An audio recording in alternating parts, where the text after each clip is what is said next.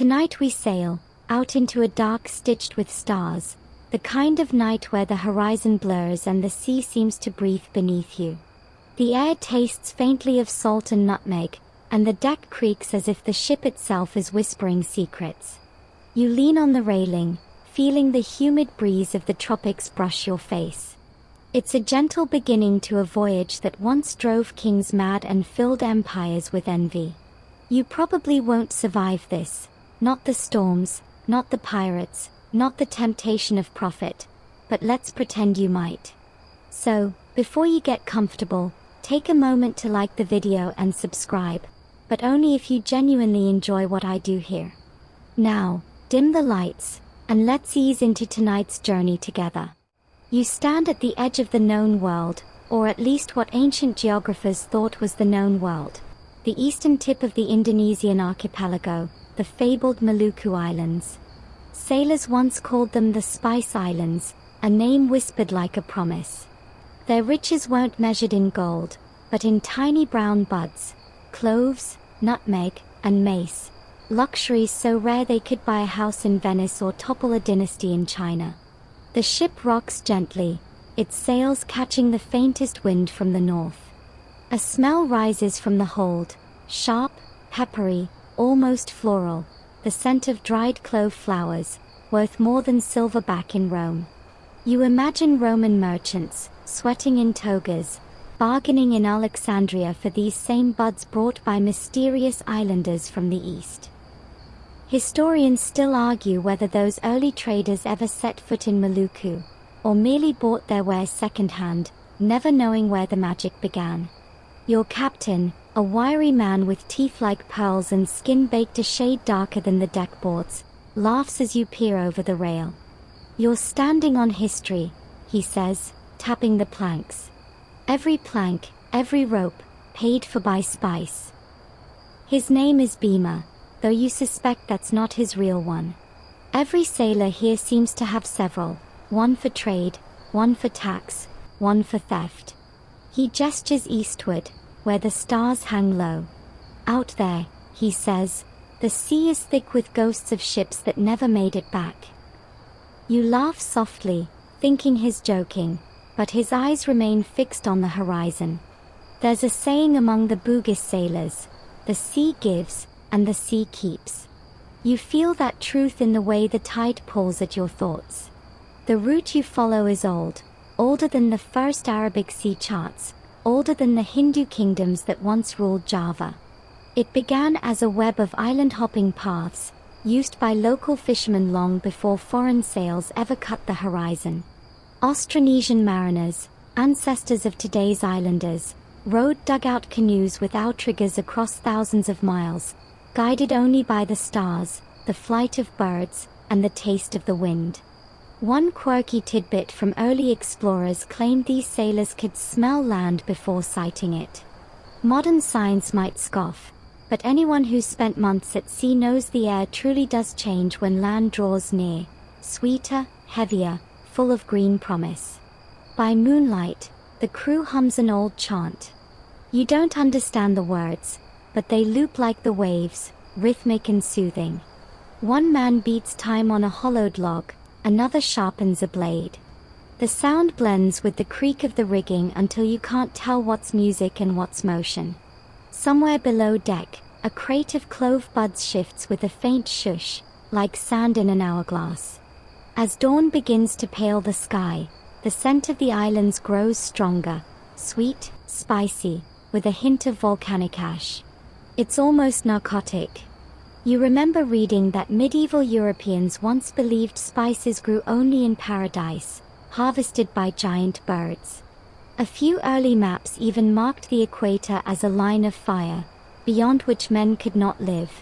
And yet, here you are, sailing directly toward it. The first sight of land comes suddenly, a jagged silhouette rising from mist, crowned with smoke. "Ternate," Bima murmurs, reverently. The mountain seems to breathe, a living volcano shrouded in green. You'd heard the stories, the island that smells like Christmas, the fortress of the clove. From its slopes came the tiny buds that reshaped global trade. You realize you're seeing what Marco Polo never did.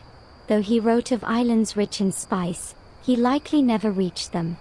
Historians still argue whether his tales were first-hand or borrowed gossip from Malay merchants. Either way, the lure was enough to set the whole world sailing east. Your ship glides into the bay, the water smooth as dark glass. Canoes swarm around you, each piled high with coconuts, parrots, and baskets of spice. The air is alive with barter, Portuguese, Malay, Arabic, laughter, and curses all tangled together.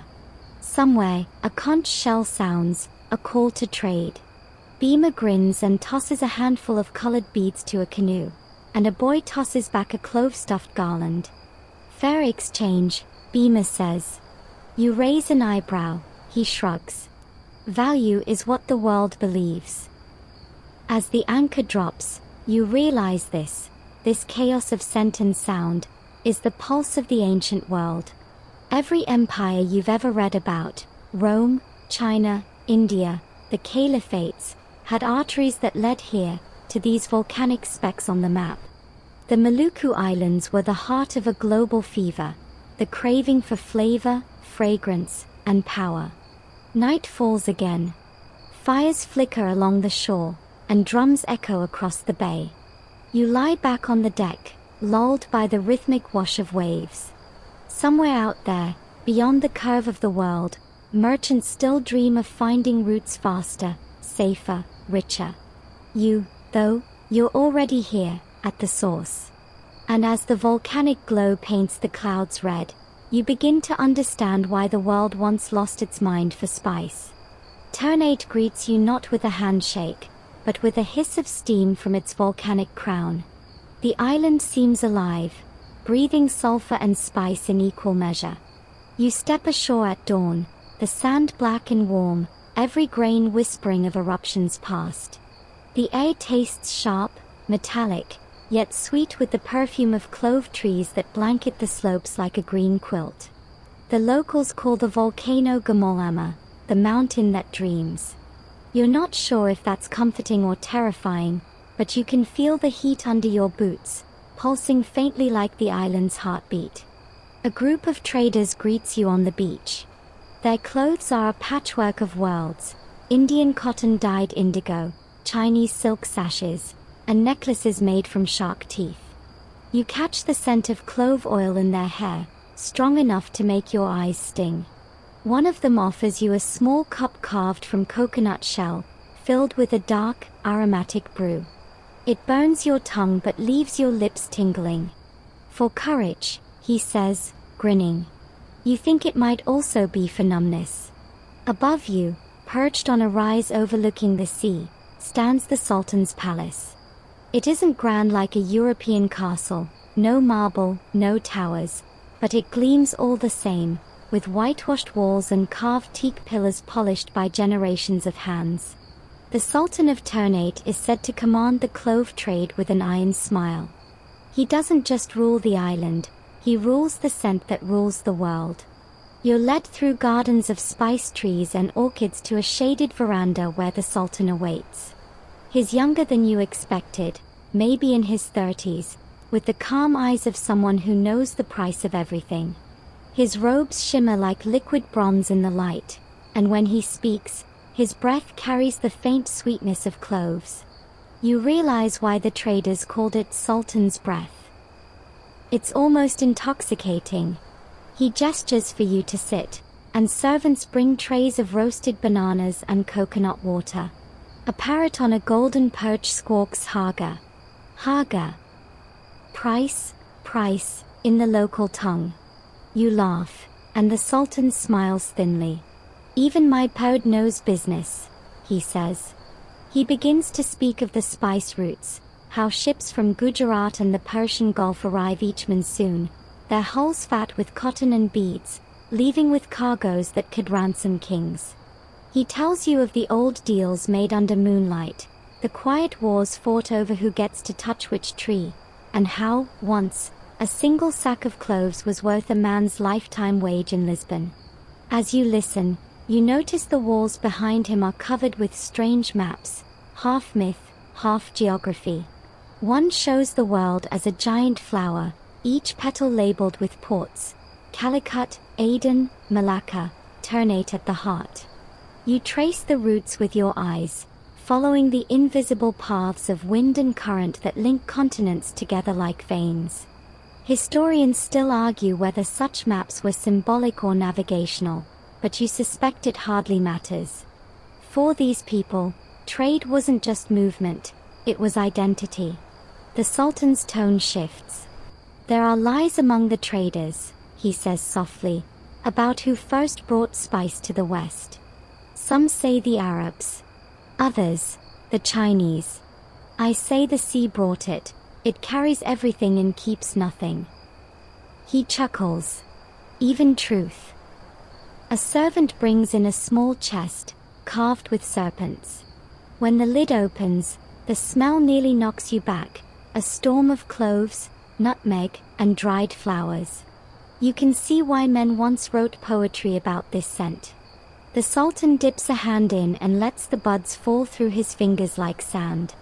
We call this emas hitam, he says, black gold. And every kingdom wants it. You ask him how he guards it all, this wealth balanced on a few fragile islands. He smiles. With fear, he says. And with friendship. Outside, the mountain growls faintly, as if in agreement. You remember hearing that the Sultan once played foreign powers like pieces on a chessboard, allying with the Portuguese one season, the Javanese the next. Some chroniclers claim he even sent spies disguised as deckhands to follow the ships that left his ports, mapping the world by rumor. A few historians doubt the story, but it sounds exactly like something a man of cloves would do. Scent and secrecy were his currency. As you leave the palace, a young servant girl stops you. She presses a small pouch into your hand and whispers, "For protection." Inside are 3 dried clove buds tied with a red thread. Against what? You ask. She shrugs. Against forgetting. Down by the harbor, the scent of trade is everywhere. Tar, salt, and the sharp tang of crushed buds underfoot. You wander through the bazaar, past stalls piled with cinnamon bark and peppercorns. A Malay merchant calls out in broken Portuguese, "Try, try, smell of paradise." He grins, missing half his teeth, and insists you chew a clove to keep your breath pure. You oblige, and immediately regret it. The flavor is volcanic, numbing your tongue like a dentist's spell. He laughs so hard he nearly falls off his stool. By midday, the volcano releases a low rumble. Birds rise from the treetops in a black cloud. The locals barely glance up. She speaks, someone mutters, bowing slightly toward the mountain. You wonder if she ever stops. There's something about this island, a tension between fertility and fury. The same soil that feeds the spice trees could swallow them whole tomorrow. You think about the absurd power of these fragile buds. Empires rose and fell chasing them. Wars were declared, oceans crossed, maps rewritten, all for the promise of scent. And yet, here they grow quietly, on a slope of steaming earth, tended by men and women who ask the mountains permission before picking the flowers. As the sun sets, the sky turns copper and the sea glows like melted glass. You watch fishermen pull in nets shimmering with flying fish. Someone starts a song, slow and haunting. You can't understand the words, but it feels like a prayer, a lullaby to the restless volcano. The Sultan's breath lingers in your mind, sweet and dangerous. You realize that in this place, even the air has ambition. The trade winds themselves seem to carry whispers of treaties, betrayals, and fortunes yet to come. You can almost taste the history in it, fiery, fragrant, and fleeting. The next morning, the air is thicker. Clove smoke from the drying huts curls around the bay like a ghostly veil. You wake to the sound of bargaining already underway, the metallic clink of scales, the shuffle of sandalwood boxes being opened, the rhythmic chant of numbers in Malay, Arabic, and something else you can't place. It's the music of commerce, and on Ternate, it never really stops. You're guided once again to the Sultan's palace, this time through a back courtyard where women spread cloves on woven mats to dry. They gossip as they work, laughing softly, fingers stained reddish-brown. The scent is so dense it clings to your hair. Careful, one says playfully, you'll smell like a dowry. Inside the audience hall, the air feels cooler, filtered through curtains embroidered with golden suns.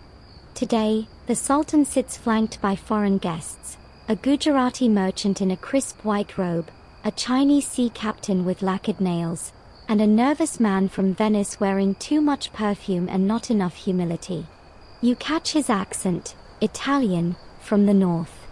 His name, he boasts, is Pietro, and he represents certain investors who wish to open exclusive trade channels. Translation: Monopoly. The Sultan listens in silence, his fingers idly tracing a carved armrest shaped like a dragon. Pietro drones on about Europe's hunger for spices, about the vast fortunes to be made if only Ternate would grant his patrons direct access. When he finishes, the Sultan leans forward. Europe is very far, he says softly, and the sea between us eats ships. The Venetian swallows hard. You almost feel sorry for him.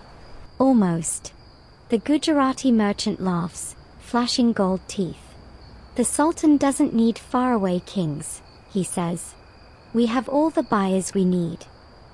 The Chinese captain nods, murmuring something about feng shui and favorable tides. It's like watching three different worlds trying to outwit one another under the same roof. The Sultan raises a hand. Gentlemen, he says, truth is like spice, it changes hands many times before it reaches the table. The court chuckles softly. Even Pietro smiles weakly, not realizing he's been dismissed. Outside, you can hear the thunder of Gamalama again. The Sultan glances toward the mountain. She reminds us who truly rules here, he says, almost to himself. After the meeting, you wander through the market with the Venetian, who seems both shaken and curious. These islands, he mutters, they are the heart of the world. He shows you a small parchment map, more guesswork than cartography. The Maluku Islands are drawn like scattered jewels, surrounded by sea monsters. We have so little certainty, he sighs. Historians still argue whether these are the real islands of spices Marco Polo described. You remind him that even if Marco Polo never reached here, his stories made others try, and fail, until someone finally did. Stories, Pietro muses, are the first currency. At the harbor, you find traders sorting clove buds by color. The best are a deep reddish-brown, dried to perfection. The lesser ones, pale, brittle, are tossed aside. Not all buds are born equal, a woman explains. The trees closer to the mountain make stronger spice. Maybe the fire below gives it strength. It sounds poetic, but she says it as simple fact. You pocket one of the discarded buds. It smells faintly of smoke and sweetness, like memory. As the sun rises higher, you're invited to a private feast. The Sultan's cooks prepare dishes that blur the line between sweet and savory.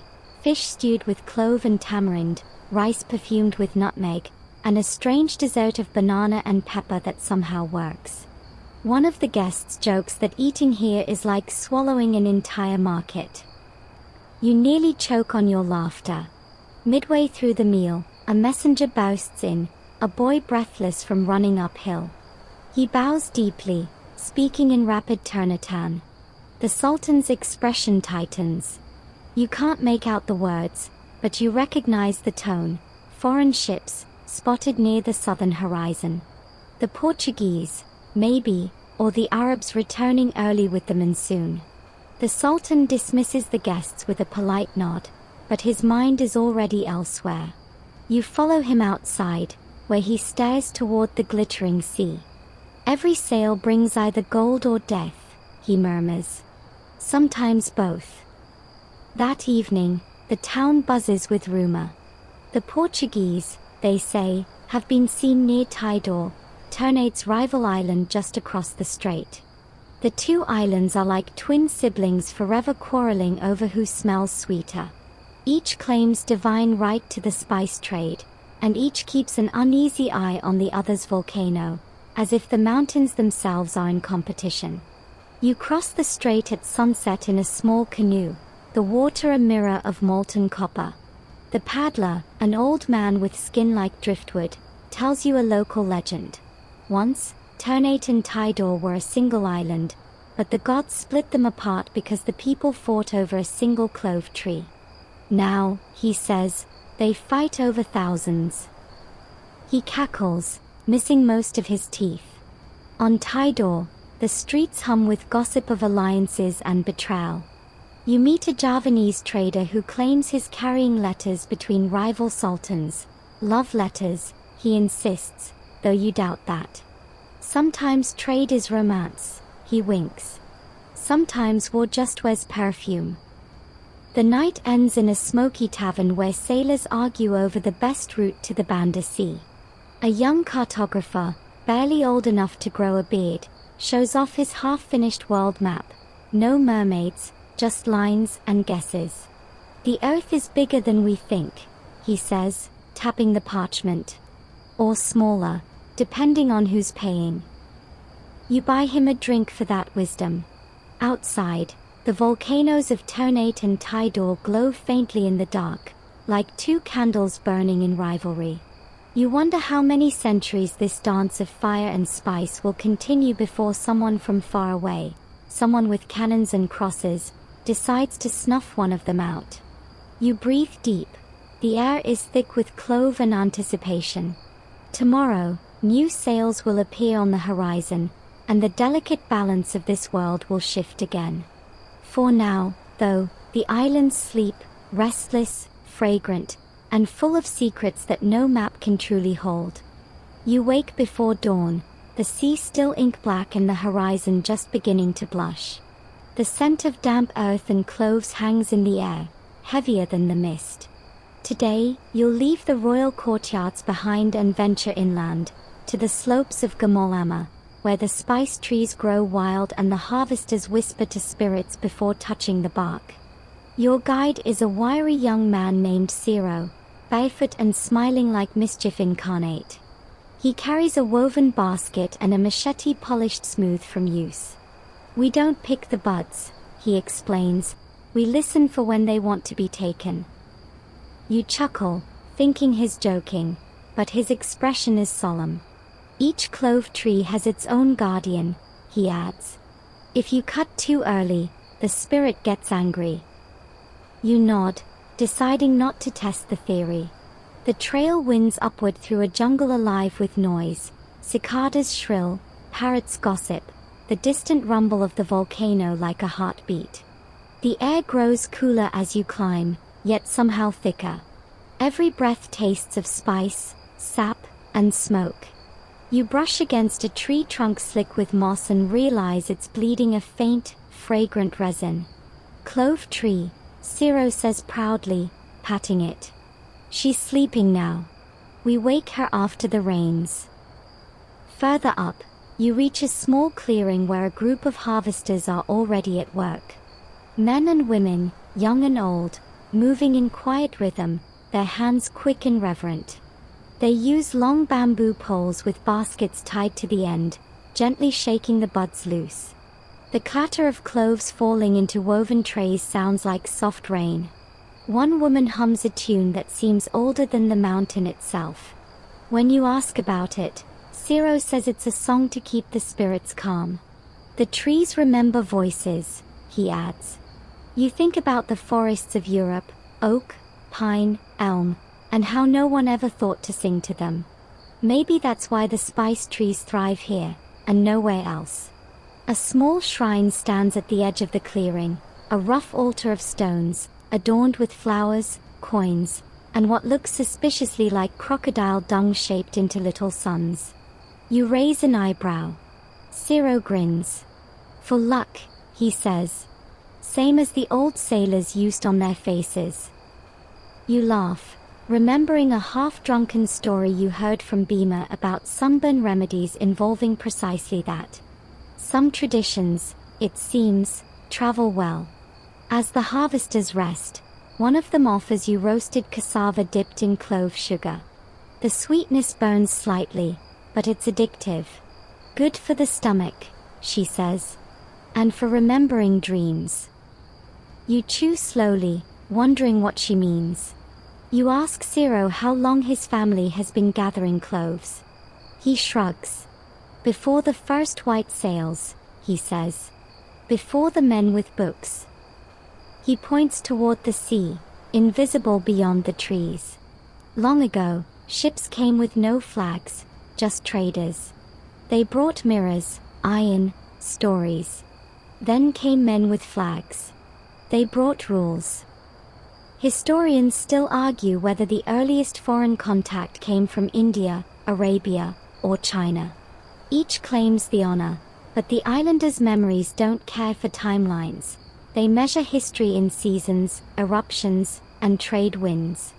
You suspect they remember more truth than any scholar ever will. By midday, clouds gather low over the mountain. The air trembles with distant thunder. Ciro squints upward. She's restless, he mutters. We should go. But before you descend, an old man steps forward from the shadows. His hair is silver, his skin dark and creased like old bark. He carries a staff tipped with a clove branch. The harvesters fall silent. He looks at you, then at the mountain. You are not of here, he says in halting Malay. But you walk with respect. Good. He places a single clove bud in your palm.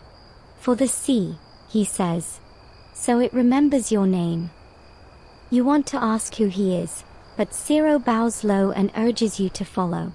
Later, he whispers, that was the keeper. He speaks for the mountain. You glance back, but the old man has vanished into the mist. As you descend, the jungle changes, denser, louder, almost feverish. A monkey screeches overhead, shaking a branch heavy with unripe spice. You slip on the muddy path, landing squarely in a patch of wet leaves. Ciro snorts, trying to hide his laughter. The mountain likes jokes, he says. You tell him the mountain has excellent comedic timing. That earns you a grin and a fresh pace down the trail. By the time you reach the village, the storm breaks. Rain hammers the thatched roofs, and steam rises from the ground. The air becomes a perfume factory. Clove oil, cinnamon bark, wet earth, wood smoke. Children splash through puddles, chasing chickens. An old woman laughs from her doorway and offers you a cup of sago, a palm wine sweet and sour enough to make your eyes water. For courage, she insists. You're starting to think courage is island code for this will burn. That night, the villagers gather around a fire. They tell stories of sea spirits who guide lost sailors home and of trees that bloom only when the moon is full. One story in particular catches your ear.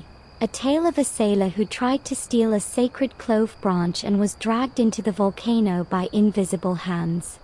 The sea took him back, they say, as if that settles the matter. As the fire crackles, you stare into the flames and imagine the ancient caravans of scent that began here. The humble clove buds dried in the sun, packed into baskets, carried by canoe, then by ship, then by caravan, crossing oceans and deserts to reach markets where no one knew what a clove tree even looked like. You think of Roman cooks grinding them into sauces, of Chinese healers mixing them into medicine, of Arab perfumers burning them as offerings to love and luck. All that from a single flower that grows on the slopes of a breathing mountain. Ciro pokes at the fire and says, "Tomorrow we take the cloves to the traders. Down there, they weigh everything. Up here, we just thank her for letting us live." He nods toward the volcano, whose faint red glow pulses against the clouds.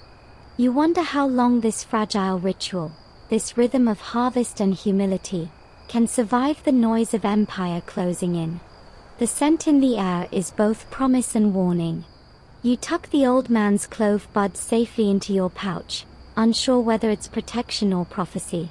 By the time you return to the coast, the monsoon has turned the sea to pewter. The harbor bristles with ships from everywhere.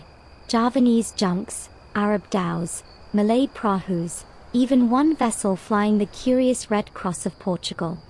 You pause on the dock, half dazzled by the spectacle. The world has shrunk to a single crowded shoreline, and you're standing in the middle of it. You spend the morning at a tavern built of driftwood and coral, perched over the water like a rotting tooth. Inside, the air is a stew of pipe smoke, dried fish, and too much ambition. Sailors shout in half a dozen tongues. Traders lean over tables littered with maps drawn on palm leaves, each map claiming to show the true way to the Spice Islands, as if you weren't already there.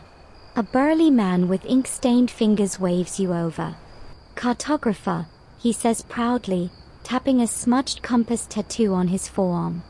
His name is Diogo, though he admits that's just the one he's using this month. "I sell maps," he declares, "and I buy mistakes." You're not sure which is more profitable. He spreads out a parchment that looks like it's been used to wrap smoked fish. The ink is faded, the corners torn. But what it shows is mesmerizing, a spidery web of lines crisscrossing the seas, dotted with islands labeled in a mix of Arabic, Sanskrit, and something that looks suspiciously like guesswork. "Every sailor who passes through adds what he knows," Diogo says. "Or what he thinks he knows." You point to a blank expanse beyond the Banda Sea. "What's there?" you ask. He grins.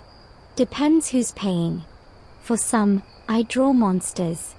For others, treasure." A young woman at the next table leans over, her dark hair braided with silver threads. "He means he lies for a living," she says.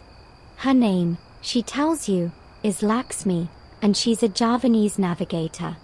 "These men think they own the ocean," she adds, smirking, "but they can't even read the stars."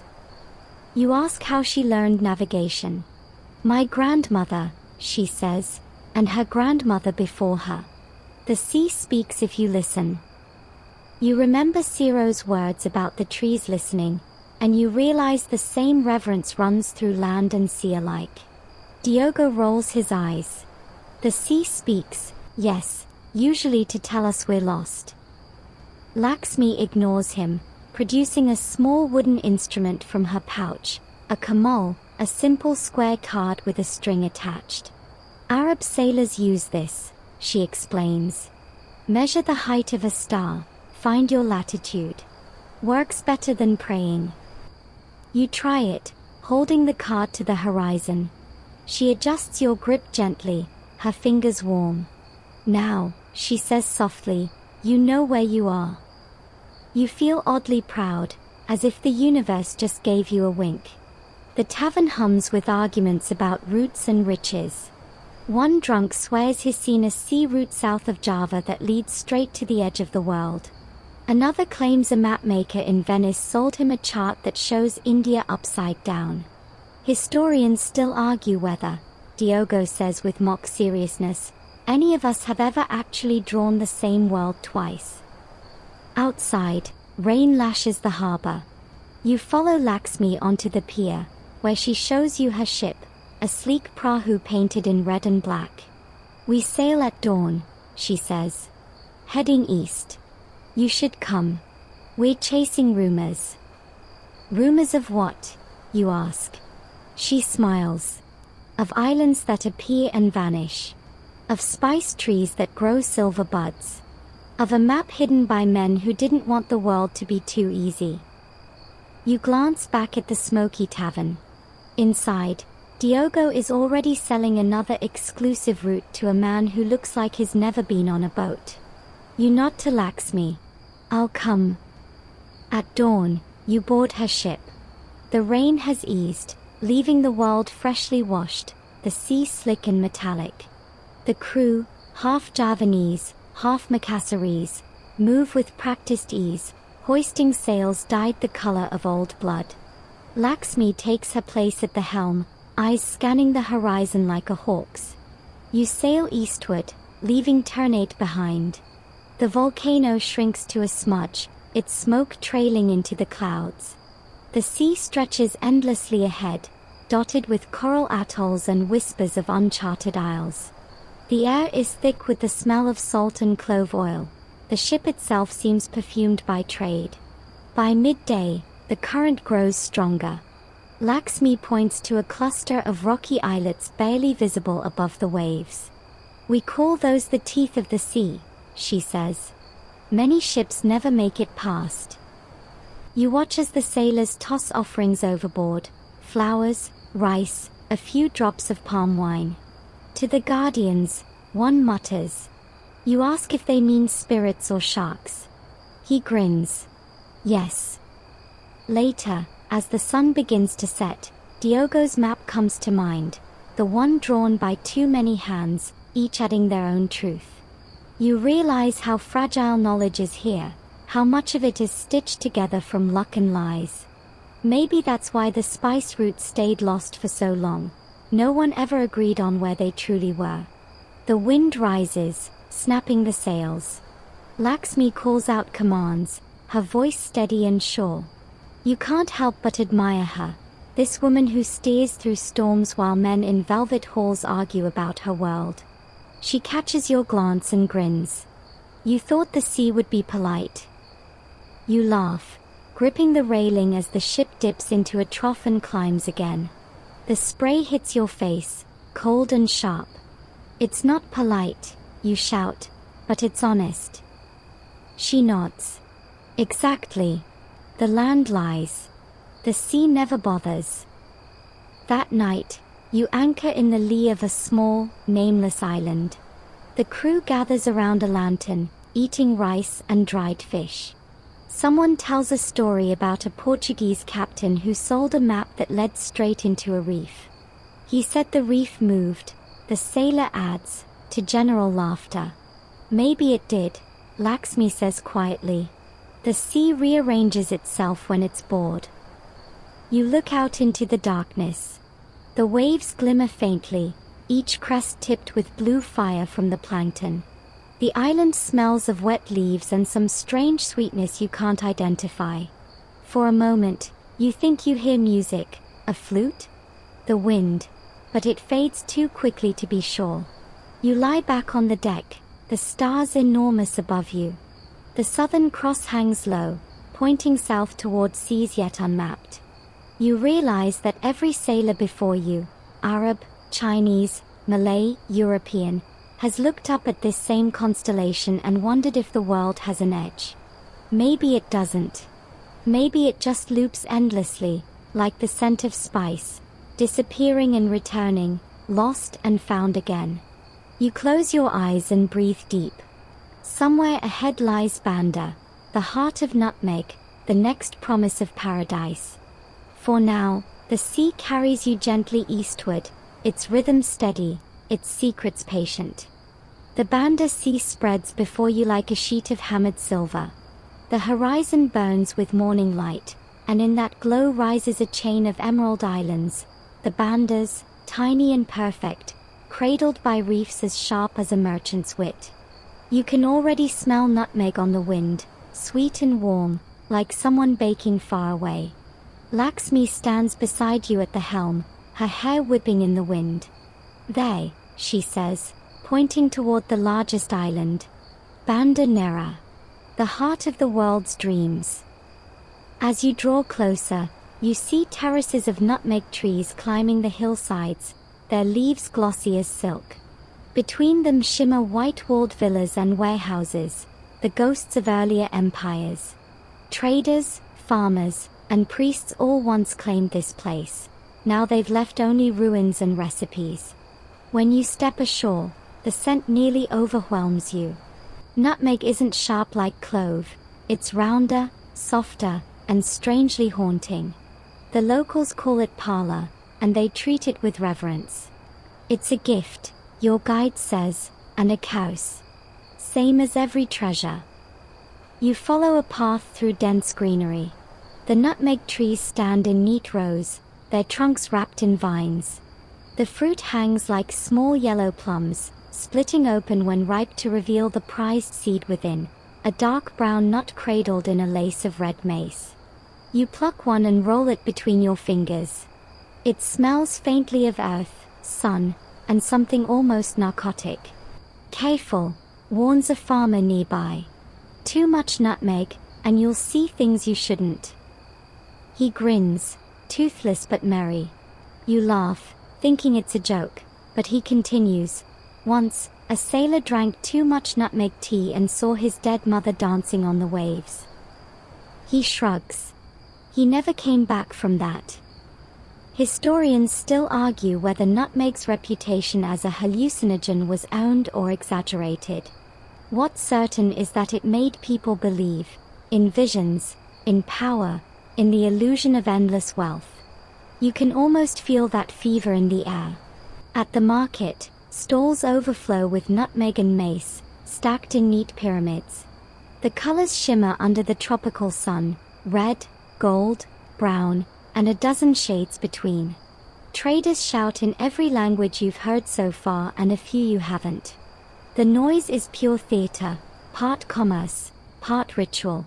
One man insists his nutmeg is blessed by the volcano, another swears his grows only where birds nest. Everyone has a story, and every story adds a few coins to the price. A woman in a faded red shawl beckons you over. You want to see the secret, she whispers. She leads you behind her stall to a narrow alley where the air feels heavier, thick with spice and something smoky. From a small jar, she scoops a dark powder. Nutmeg ash, she explains. Burn it, and dreams come true. She leans closer. Or burn it wrong, and nightmares do. You raise an eyebrow. Which do you sell? Both, she says cheerfully. By midday, the market slows as the sun climbs high. You find shade beneath a breadfruit tree and share a meal of rice, dried fish, and nutmeg syrup. It's oddly comforting, like eating spiced honey. A young boy approaches, his arms full of green fruit. For the harvest, he says, laying them down. We plant for the sea. When we plant, the storms calm. You're not sure if that's science or superstition, but after the tempests you've seen, you'd try anything. That evening, Lakshmi takes you to a gathering at a local elder's house. The man, known simply as Amma, sits cross-legged on a mat, a crown of nutmeg leaves on his head. His eyes are clouded with age but sharp with memory. You are travelers, he says, his voice slow as syrup. Then listen. He tells the story of how the Banda Islands once floated freely on the sea. The gods, he says, tethered them with roots of nutmeg trees to keep them from drifting to the moon. That's why, he smiles. The fruit splits like a smile when it ripens, to remind us of the rope that holds us down. The room fills with laughter, then silence as he continues. But the world beyond wants to own what cannot be owned. They take the fruit, the land, the people, and call it discovery. His tone hardens. Spice makes men forget their place. You sip your drink, the nutmeg wine warming your chest. Outside, the night hums with cicadas. The air is thick enough to feel. It sticks to your skin, fragrant and golden. Amma points toward the door, where the moonlight glints on the sea. The Portuguese came first, he says. They brought crosses, guns, and salt. Then came the Dutch, who brought more guns and fewer prayers. Each said the same, we come in peace. He laughs softly. Peace has a strange accent. Later, as you walk back toward the shore, Lakshmi says, he's right, you know. Everyone thinks spice is wealth. But it's hunger, disguised. Down at the docks, sailors are loading barrels by torchlight. One slips and spills his cargo. The scent boasts into the night. Nutmeg, mace, the very essence of these islands, and for a moment the whole harbor smells like heaven. You breathe it in greedily, and then cough as the spice dust burns your throat. Careful, Lakshmi teases. You might start seeing your ancestors. As the torches flicker, you look around. The ruins of an old Portuguese fort looming like a warning, the sea black and bottomless, the air alive with scent and memory. You realize this place has seen too many sails, too many flags. The nutmeg trees keep growing, indifferent to who claims them. They bloom, fruit, and split open like they've always done, while men draw and redraw their maps. You run your fingers along one of the fortress walls, where moss and spice dust mingle. It feels like touching history itself, crumbling, fragrant, and strangely alive. That night, you lie on the deck of Lakshmi's ship, staring up at the stars. Somewhere below deck, the crew hums a lullaby about islands that float away when angered. You imagine the bandas rising silently into the night sky, scattering their scent among the constellations. The nutmeg's aroma lingers in your hair, in your clothes, even in your dreams. You can't shake the feeling that you've crossed some invisible threshold, not just between islands, but between what's real and what's remembered. And as sleep takes you, you swear the waves whisper something in the banda tongue, something that sounds suspiciously like "Beware of Paradise." You wake before dawn to the rhythmic creak of the ship's hull and the muffled murmur of the crew preparing to sail.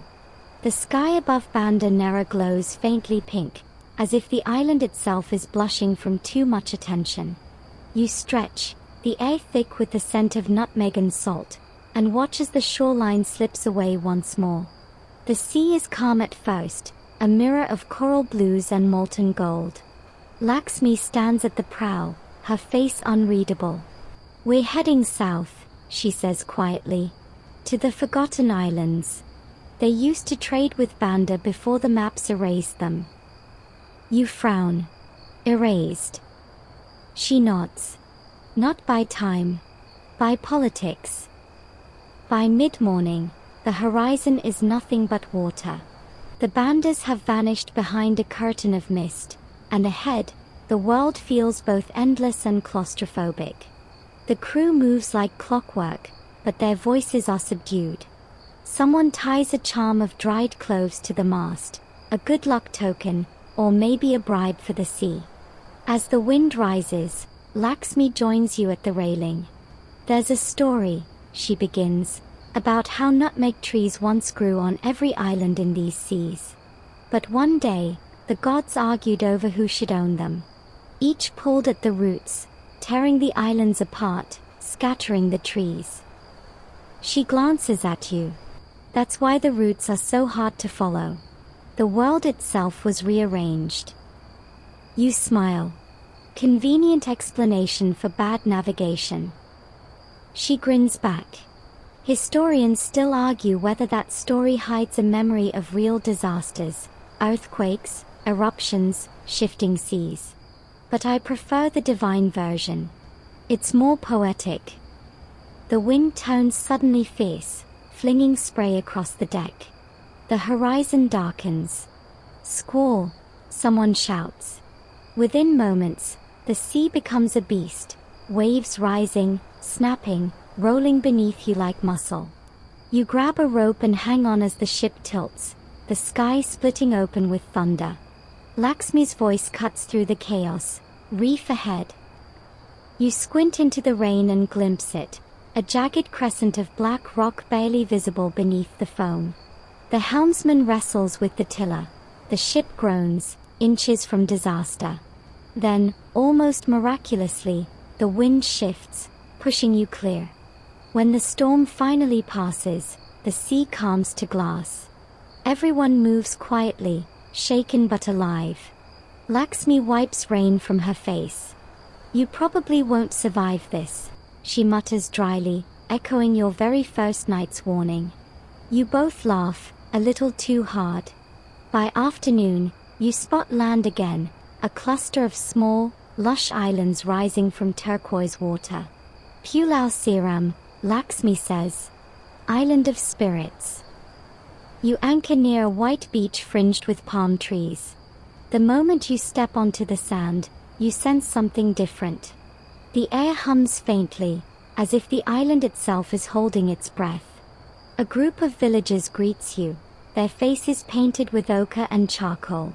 One woman, tall and graceful, steps forward. "You've come through the storm," she says in a voice that sounds like wind over stone. The island allows it. Her name is Naru, a local priestess, or perhaps a storyteller. Here, the line is thin.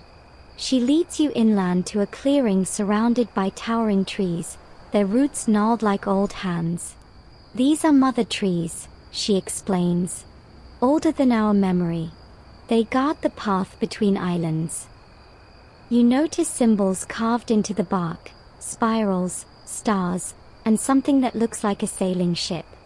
"We carve what we remember," Naru says, "so we don't forget what the sea forgets." She offers you a small bowl of fragrant oil. "Nutmeg and clove," she says, "to honor the ancestors of spice." You dab it on your wrists. The scent is intoxicating, sharp and warm. "Careful," she adds with a teasing smile. "The spirits might follow you now." That evening, the village gathers around a fire. The air is full of music, bamboo flutes, drums made from shark skin, and voices rising in a chant that feels older than the language you know. Naru translates softly. They sing of the lost route, the one that loops through dreams. Only those who listen with their skin can find it. You glance at Laxmi, who closes her eyes, swaying slightly to the rhythm. You try it too, feeling the vibration through the sand, the pulse of the drum matching your heartbeat. For a brief, disorienting moment, the sound becomes the sea itself, rolling, surging, whispering. When the music ends, Naru tosses handfuls of dried nutmeg flowers into the fire. The flames turn green, then blue. "The ancestors approve," she says, smiling. "You may travel on." Later, she shows you an artifact she keeps wrapped in cloth, a fragment of an old map drawn on palm fiber. The ink has faded, but you can make out faint coastlines and strange markings. "We found it in a cave," she explains. "It shows a route that no sailor remembers." You trace the lines with your finger. They twist like vines, looping back on themselves. "It doesn't make sense," you say. "It's not supposed to," she replies. "It's not a map of the sea, it's a map of memory. Every island you forget adds another turn." Historians still argue whether such memory maps existed, drawings meant to preserve oral roots rather than physical ones. Some claim they were metaphors, others insist they guided real journeys. But standing here, with the smoke of nutmeg flowers curling around you, you can almost believe it. Before dawn, you prepare to leave. Naru gives you a small charm carved from coral. "For luck," she says, "or for company." You tuck it into your pouch, unsure which she means. As the ship drifts away from Siram, the island fades into mist.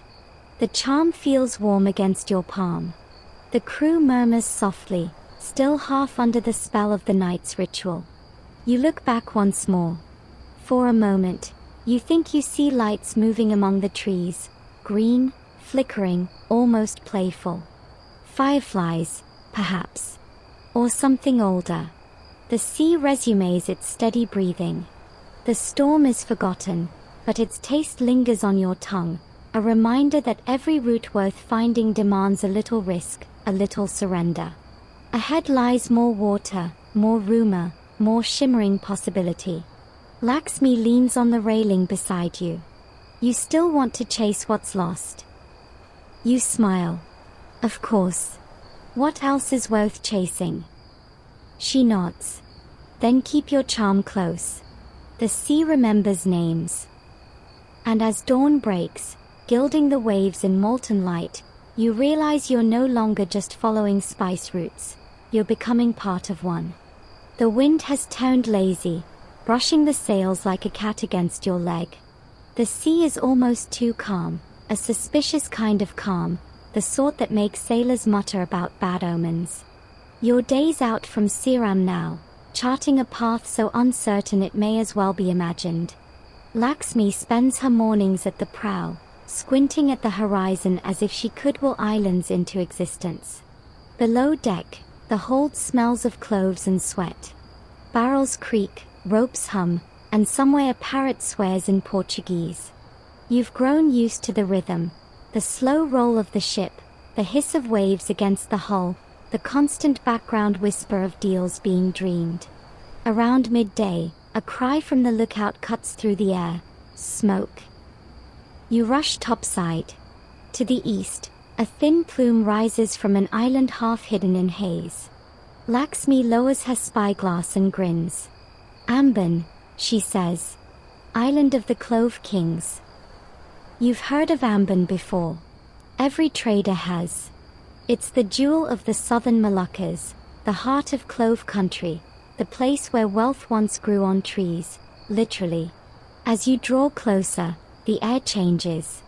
The wind carries a sweetness so thick it's almost visible, like invisible threads of cinnamon and rain. When you dock, the harbor is already alive. Javanese traders unload baskets of dried clove buds, Chinese merchants haggle over porcelain jars, and men from Goa sip palm wine under canopies of woven palm leaves. The scent of cloves fills every breath. It's sharper than nutmeg, almost medicinal, with a faint sting at the back of your throat. Laxmi gestures for you to follow her through the market. Careful what you touch, she says. Here, even the air is taxed. You laugh, but she's not joking. A scribe seated beneath a banner records every basket, every handful of spice, every promise. The Sultan's tithe, she explains. And the Dutch spies write their own version just across the street. Sure enough, you spot a pale-faced man pretending to inspect a pile of fish, though his gaze lingers on the merchants. He nods stiffly when he catches your eye, then disappears into the crowd. You spend the afternoon among the spice stalls. The clove buds gleam like tiny dark stars, each one bursting with oil when pressed. A trader named Hamza shows you how to tell the good ones from the weak. Bite it, he says. If your tongue goes numb, it's real. You try it. Your mouth explodes in fire and coolness all at once. Hamza grins. See? Truth always stings. He tells you that long ago, before the Europeans arrived, cloves were burned during births and buried with the dead. They keep evil away, he says solemnly, then adds, and mosquitoes too, which are basically the same thing. You chuckle. Historians still argue whether cloves truly cured anything, you say. But they certainly cured poverty. Hamza laughs so hard he nearly drops his scales. For some, yes. For others, they just cured peace. You wander through the old quarter, where colonial ruins crumble beside bamboo huts. The walls still bear the marks of musket balls. Children chase each other through courtyards once lined with cannons.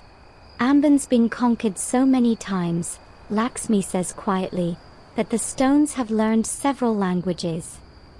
You climb a hill to an abandoned fort, its bastions now carpeted with vines. The view is breathtaking, the bay a vast mirror of blue, dotted with sails. Below, farmers spread cloves on mats to dry, the buds turning from crimson to deep brown under the sun. The smell rises like incense, filling the air with something halfway between holiness and greed. In the shade of the fort, you find a carved stone plaque half buried in moss. The inscription is faint, but you can make out a date from the early 1600s and a name scratched deeper than the rest, Francisco. Laxmi traces the letters. A Portuguese captain, she guesses. Probably died trying to keep the Dutch out, or get himself rich. Same thing, really. A rustling sound interrupts you. From behind a collapsed wall emerges an old man carrying a basket of clove leaves. His eyes are bright and amused. "You're standing on cursed ground," he says. "Cursed how?" you ask. "Too many promises," he replies simply. "The kind that never end well." He introduces himself as Bartoloni, one of the island's storytellers. He insists on brewing you a drink made from crushed clove buds and coconut milk. It tastes like fire trying to disguise itself as dessert. As twilight falls, Bartoloni begins his tale. "The first clove tree," he says, "was born from a woman's tears. She wept for her lover lost at sea. The gods took pity and turned her tears into flowers that could calm storms. But the men who found them didn't use them to calm anything. They built empires instead." He smiles at your skeptical expression. "You think that's just a story? Look around. Empires still grow from tears." The fire crackles between you, sparks drifting up like stray stars. Lakshmi listens silently, her eyes reflecting the glow.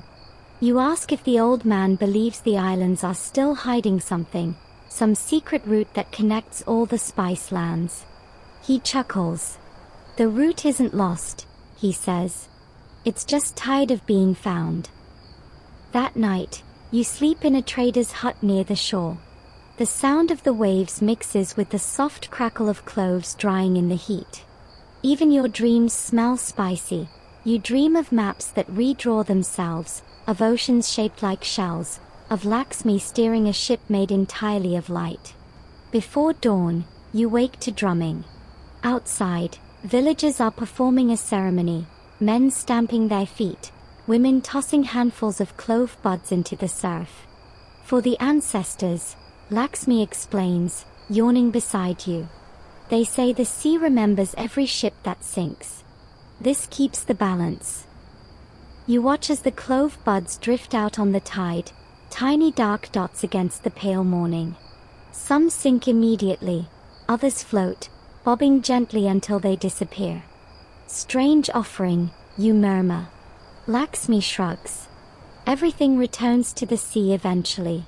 Even the stories." The sun climbs higher, turning the waves into sheets of gold. The ship waits offshore, sails unfurled like white wings. As you row toward it, you glance back at Amban one last time. The smoking hills, the drying mats, the ruined fort. The air is thick with clove oil, and for a moment, you wonder if the island is exhaling or sighing. When you reach the deck, Lakshmi turns to you with a grin. "Ready for the next secret?" You grin back. "You have another one?" "Oh, dozens," she says. "But the best ones always start with a bad decision." You laugh, the wind filling the sails once more, carrying you eastward into the unknown. The air behind you heavy with spice, and ahead of you, something you can't quite name. The next days blur into a rhythm of salt and sunlight. The sea has that deceptive calm again, the kind that feels staged, like the ocean is watching to see who dares to relax first. Lakshmi hums as she charts your next course on a strip of palm leaf parchment, her compass swaying gently with the motion of the ship. "We follow the arc south," she murmurs. "Toward the forgotten twin." "The twin of what?" you ask. She grins. "You'll see." By noon, the wind shifts, warm and heavy. The horizon thickens into haze. You start to make out shapes in the distance. Two islands, nearly identical, rising from the sea like matching emeralds. "The twin islands of K," she says. "Old traders called them the mirrors of the sea. Whatever happens on one is said to echo on the other." As you approach, the scent changes again. Gone is the sweetness of cloves and nutmeg. Here the air smells briny, sharp with seaweed and coral dust. The beaches are so white they hurt your eyes, and the water, clear as molten glass, reveals fish flashing like coins beneath the surface. You dock at K Bisar, the larger of the two. A handful of wooden huts nestle under palms, and the people who greet you wear bright woven sashes and necklaces of shell. Their leader, a wiry man named Talo, shakes your hand firmly. "Welcome," he says, his accent musical. Few outsiders come now. The spice traders moved on, and the stories grew quiet. Inside his house, he offers you roasted breadfruit and smoked fish dusted with something fragrant. You sniff. "Nutmeg." He shakes his head. "Sea mace," he says proudly. "Looks like spice, grows under coral. Strong enough to flavor a storm." You bite into it, warm, peppery, slightly metallic, and laugh. "Tastes like someone spiced the ocean." Talo smiles. "That's exactly what we tried to do." Later, he takes you inland through a path of mangroves that rise like twisted fingers from the mud. The air buzzes with insects. The ground squelches beneath your feet. "Careful," he warns. "Some roots bite back." You think he's joking until you see the water ripple where something large slips beneath the surface. You remember Ciro's words from Turn 8, about crocodiles being better listeners than priests, and keep your arms well clear. After an hour's walk, you reach a clearing filled with ancient standing stones. Each one is etched with spirals and ship shapes, eerily similar to the carvings you saw on Ceram. These mark the path of the Nama, the first sailors, Talo explains. They traveled before there were maps, guided by wind, stars, and what they called the whisper current. The whisper current, you ask? He gestures toward the nearby lagoon. A stream that moves under the sea. You can't see it, but you can feel it if you listen. Lakshmi kneels, dipping her hand into the water. Her eyes widen slightly. He's right. It's warmer, moving differently. Talo nods. That current connects all the islands. Traders used it long before compasses. They said it carried messages, sometimes even memories. Historians still argue whether such whisper currents truly existed or if they are just poetic descriptions of the region's complex tides. But as you watch the surface shimmer, it's easy to imagine invisible rivers flowing beneath, threading one island's heartbeat to another's. At sunset, the villagers light torches and gather on the beach. Two canoes rest side by side in the surf. Tonight, Talo announces, we race the twin route. The ritual, he explains, honors an ancient legend. Two brothers who once sailed from Kay Bisar and Kay Kessel to see who could find the lost Spice Island first. One was clever, the other lucky. Neither returned, but the waves that meet between the twins are said to echo their eternal race. The canoes glide into the water, paddlers chanting in rhythm. The crowd cheers as the torches streak across the dark sea. The light reflects off the waves, doubling itself, a real fire and a phantom twin. You can't tell which canoe is ahead, the sea keeps shifting the answer. Beside you, Lakshmi watches, eyes gleaming. You know, she says softly, this story always ends in a draw. The sea never lets one win. When the race ends, the villagers laugh and cheer as if the outcome matters anyway. The air fills with music and the smell of grilled fish. Someone passes you a cup of arak, sweet and sharp, and soon you're swaying to the beat of drums.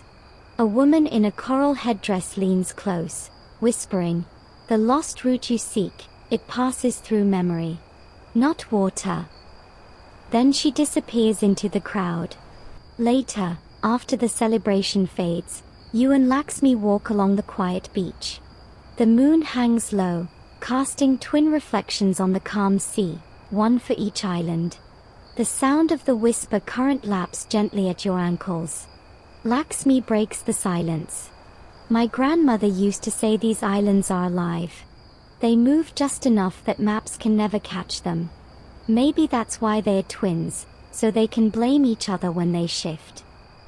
You smile, gazing across the water to the shadow of the second island. You think they really move. She shrugs. Everything moves eventually. Even the truth. You both stand there for a while, letting the quiet settle. The night air hums with salt and unseen wings. You could swear the horizon itself is breathing. When you finally return to the ship, the crew is already asleep.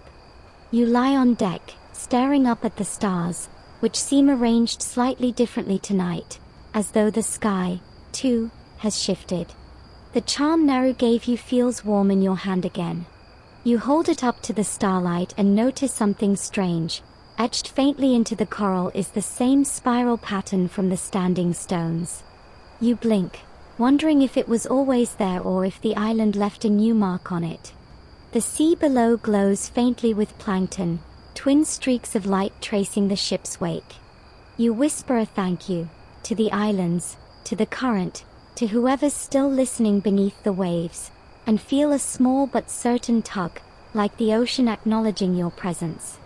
In the distance, a single clove-scented breeze drifts from nowhere, reminding you that every island holds its own version of paradise, and none of them are easy to keep. The morning comes draped in silver mist, the air soft and damp as steamed cloth. The twin islands have vanished behind you, swallowed by fog that clings to the horizon like unspoken memory. The crew moves quietly, speaking in half-whispers, as if afraid to wake something ancient beneath the waves. Even Lakshmi seems subdued, her usual grin tempered by thought. "We're heading for the Banda Arc," she says after a while. "A chain of volcanoes where the earth still chews on fire." She squints eastward. "And if we're lucky, we'll find someone who claims to have seen the lost route with his own eyes." You raise an eyebrow. "And if we're not lucky?" "Then we get eaten by mosquitoes the size of parrots," she replies dryly. Either way, a memorable afternoon. The wind rises as the day unfolds. The air takes on that hot metal scent that means land is near. Soon, dark shapes appear ahead, volcanic cones rising straight from the sea, their peaks lost in cloud. Smoke trails lazily from one of them, turning the sky the color of burnt sugar. "That's Manak," Lakshmi says. "Island of birds and fire." You drop anchor in a shallow bay ringed by black sand. The sound of seabirds fills the air, hundreds, maybe thousands of them wheeling in chaotic harmony. The beach is littered with shells, bones, and bits of coral polished smooth as glass. Everything here feels half forbidden, half divine. A small figure waits near the shore, wrapped in a woven cloak of feathers. As you approach, he raises a hand in greeting. "Traveler," he says in a voice as creaky as driftwood. "You've come for stories, not trade. I can smell it." His name is Yura, the island's last mapmaker, or so he claims. Not the kind with compasses, he clarifies as you walk together toward a cave hidden in the cliffs. "I map the routes memory takes when men forget." Inside, the air is cool and damp. The cave walls shimmer faintly with salt crystals, and painted across the stone are hundreds of lines, spirals, and waves. At first, it looks like chaos. But when Yura holds up his lantern, you see the shapes interlocking, a web of paths that looks eerily like a star chart, except it's all sea. "These are the roads between islands," he says. "But not the kind you sail. They exist between belief and forgetting." He touches one of the spirals with reverence. "This one leads to the island that hides itself." Lakshmi leans closer. "You've seen it." Yura chuckles softly. "Seen, no. Dreamed, yes. And what's the difference? You sail long enough, the sea starts borrowing from your sleep." He picks up a small clay pot and opens it, revealing a handful of strange, glittering sand. "Volcanic ash mixed with crushed clove," he explains. "The old navigators used it to mark their maps. Said it helped them remember what the world wanted forgotten." He sprinkles some on the floor, tracing a rough line between two painted islands. "Here," he says, is where the spice winds divide. One current goes east to the rising sun. The other turns back, toward memory. Memory again, you say. Everything seems to lead there. He nods. Because the sea doesn't lose things. It keeps them, quietly, until someone listens hard enough. Outside, the volcano rumbles, sending a puff of ash into the sky. The sound rolls through the cave, deep and resonant, like the exhale of a sleeping god. Yura doesn't flinch. She's speaking, he murmurs. The earth below these islands never stops whispering to the sea above. Historians still argue whether ancient traders truly used the volcanoes as landmarks for navigation or merely feared them as divine boundaries. Standing here, you can imagine both being true. The mountain both map and monster, blessing and warning. After a long silence, Yura reaches into a niche in the wall and pulls out a palm leaf scroll. The edges are singed, the script faded. "Take this," he says. It's a fragment of an older map. My grandfather said it came from a captain who followed the lost route until he forgot his own name. You unroll it carefully. The lines are shaky but deliberate, spiraling toward a symbol shaped like a flame surrounded by waves. "What is this?" you ask. "The Eye of Fire," he says. Sailors said it marked the place where all routes converge. No one who reached it returned sane, or at all. So of course everyone wanted to find it. Lakshmi laughs softly. Human nature in a nutshell. Yura smiles faintly. "Tell me, if you knew the route led to the end of the world, would you still follow it?" You hesitate, then answer honestly. "Probably." He studies you for a moment, then nods approvingly. "Then you'll do well enough." When you leave the cave, the air outside feels heavier, charged. Ash drifts like soft snow, coating your hair and skin. The volcano looms close, its breath visible in the heat haze. Lakshmi stares at it, half in awe. "She's beautiful," she murmurs. "In that definitely going to kill us sort of way." You smile. "You probably won't survive this." "Then at least I'll smell amazing," she quips, brushing a streak of clove dust from her sleeve. That night, anchored just offshore, you watch the volcano glow faintly in the dark. Every so often, a burst of light flares from the crater, reflected perfectly on the sea's surface, a double sun rising from the underworld. The air hums with heat and distant thunder. You can't sleep. The map fragment burns in your thoughts, that strange symbol of the flame surrounded by waves. You trace it in the air with your finger, half expecting it to start glowing. From somewhere on deck, Lakshmi's voice drifts softly through the dark. "Do you think the Eye of Fire is real?" You answer without opening your eyes. "I think everything's real until someone tries to own it." She laughs quietly. Spoken like someone the sea might actually like. You turn your face toward the breeze, warm and fragrant with spice and ash. Somewhere far below, the whisper current must be flowing, carrying the memory of every ship, every prayer, every reckless map drawn by hands that believed the world could be charted.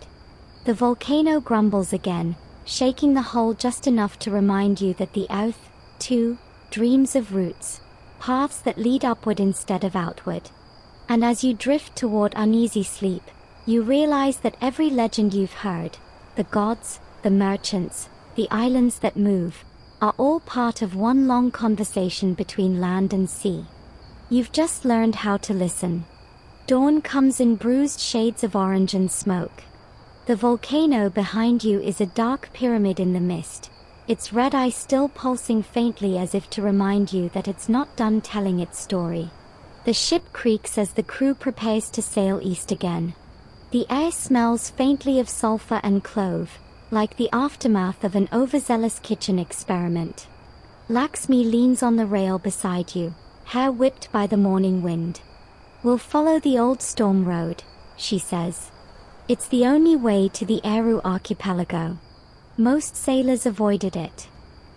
Because of the name, you ask. Because it's accurate, she replies dryly. By mid-morning, the sky begins to bruise again, not with dawn this time, but with thunder. The waves pick up their rhythm, the ship swaying with a confidence that borders on arrogance. The storm road, it turns out, is less a route and more a gauntlet. Narrow channels, hidden reefs, and winds that change their minds every 5 minutes. The first squall hits fast. Sheets of rain blur the horizon, and the sea rises into peaks that slap against the hull. Hold the line, someone shouts. You grab the nearest rope, soaked through in seconds. The air tastes electric. For a moment, lightning splits the clouds, illuminating Laxmi at the helm, steady, focused, a silhouette carved from willpower.